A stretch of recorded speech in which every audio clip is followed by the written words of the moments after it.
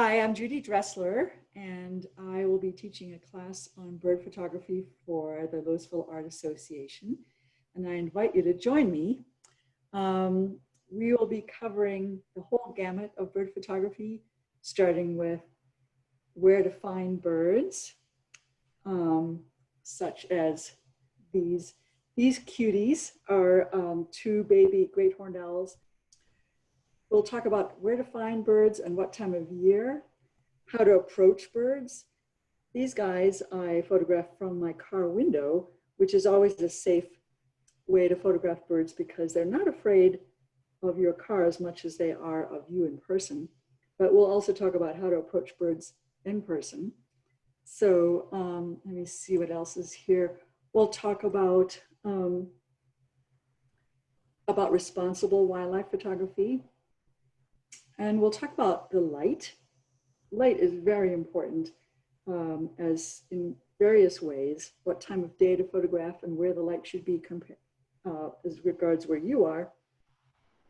We'll talk about the scene in the image. Let's see here. This is a picture of a boreal chickadee that I took up in Minnesota. And I think the snow adds a little nice touch to it, don't you? Better than just the plain old branch. But we'll talk about what could make a nice scene and how you can, basically composition for your photograph. We'll also talk about equipment. No, we're not going to go into great detail about that. We'll talk about, what you basically need. Long lens is definitely one of those things for birds since they don't stay around. And we'll spend some time talking about camera settings. So we'll be talking about shutter speed versus aperture versus, let's see, depth of field and ISO, which have a very important relationship between them.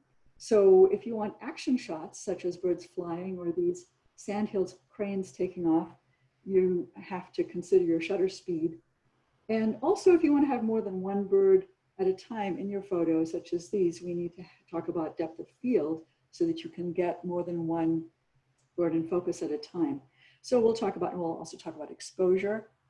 So yeah, and then we'll briefly talk about how you can also make the best of your photograph once you get home and are working on your computer. So that's about it, and I hope to see you there. Bye-bye.